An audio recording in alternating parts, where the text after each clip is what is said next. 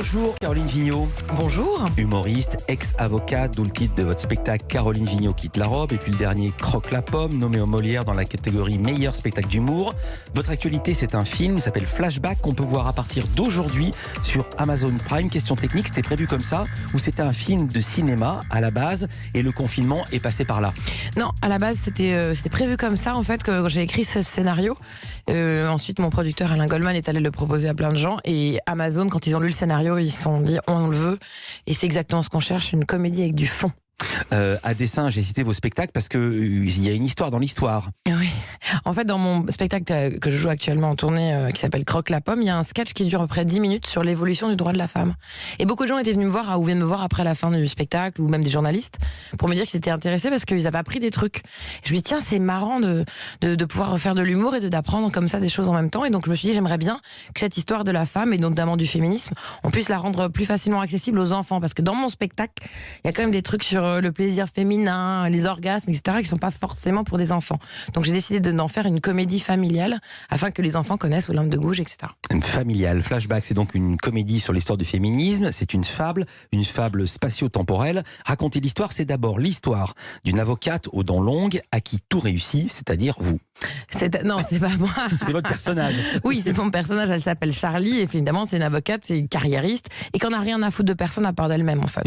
Et on la voit dans son cabinet d'avocat, comme moi je les ai connus, cabinet où il y a beaucoup d'hommes, et elle se rend même pas compte, en fait, que les hommes lui parlent mal, qu'on l'utilise, qu'on la traite de pouliche, etc. Parce qu'elle est dans cet univers. C'était votre cas? Ah oui, bien sûr.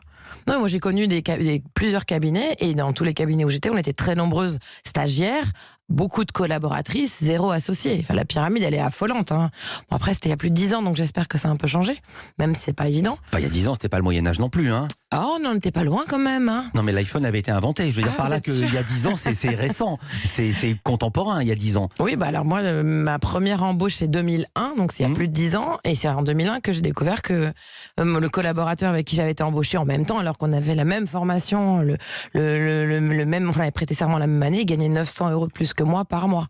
C'est là que je me suis dit, tiens, Caroline, tu connais enfin le prix d'une bite. C'est 900 balles par mois. On avait compris. Ouais. Charlie, ça fait 10 800 € par an quand même. Charlie, avocate, elle gagne un procès en utilisant une méthode assez peu honorable. Vous allez nous dire que ça s'est vraiment passé comme ça. Que lui arrive-t-il ensuite? Elle rentre chez elle après avoir fêté cette victoire. Elle a bu de l'alcool, elle a pris un peu de substances illicites. Elle rentre chez elle, elle essaie d'enlever sa chaussure, elle tombe et se fracasse la tête au sol, et elle se réveille au Moyen-Âge. Et là, croise une galerie de personnages, c'est une uchronie. Et en fait, c'est toujours vous êtes avec vos loups-boutins, mais vous déboulez, par exemple, au Moyen-Âge. Qui rencontrez-vous? Que se passe-t-il? C'est quoi l'idée? C'est là où on commence à apprendre des choses. Exactement. Le voyage va se passer donc à travers plusieurs époques et de façon complètement aléatoire. Donc j'avais envie de ce côté Code Quantum, comme je dis dans le film. Et donc elle va rencontrer les grandes figures du féminisme et l'anachronisme entre une fille d'aujourd'hui avec la réalité d'aujourd'hui et ses principes d'aujourd'hui, qui est envoyée dans une période où plus rien ne fonctionne comme elle connaît. Donc elle est complètement elle est un peu déracinée, on va dire. Vous étiez avocate, vous avez prêté serment en 2001, vous l'avez dit. Vous avez démarré comme avocate commise d'office pour défendre des présumés innocents. C'était quel genre d'affaire? Est-ce que vous avez déjà utilisé des procédés déloyaux pour gagner un procès? Non, moi déloyal, ça jamais. J'ai jamais utilisé. Enfin, j'ai utilisé une seule fois ma clause de conscience. Une clause de conscience, un avocat commis d'office qui refuse un dossier. Et une seule fois, ça m'est arrivé dans ma vie d'avocate, parce que c'était une affaire de pédophilie avec acte de barbarie. Et là, j'ai pas pu. Le film débute avec une histoire vraie, je l'ai appris après. Votre personnage Charlie défend un violeur, elle le fait acquitter. Racontez le procédé parce qu'il s'est vraiment déroulé. C'est assez fou, hein. C'est une avocate en plus qui a plaidé ça, c'était en Irlande. Et en fait, elle va faire acquitter le violeur en disant que la victime, au moment de l'acte, portait un string en dentelle rouge. Ce qui veut donc dire qu'elle était consentante, parce que si elle n'avait pas été consentante, elle n'aurait pas mis ses dessous. Et ça va être suivi par la cour d'assises. Et ensuite, il y a une députée irlandaise qui est très choquée par ce qui vient de se passer, qui va brandir un string en pleine Assemblée nationale.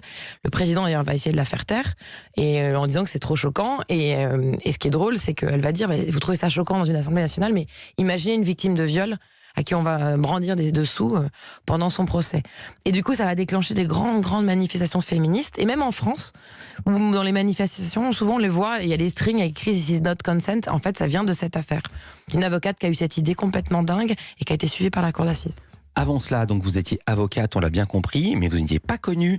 Vous gagnez 900 € de moins que votre collègue pour les mêmes compétences. Et avant cela, vous étiez adolescente. Et avant cela, vous étiez enfant. On parle de tout ça avec Lisa Marie Marquez.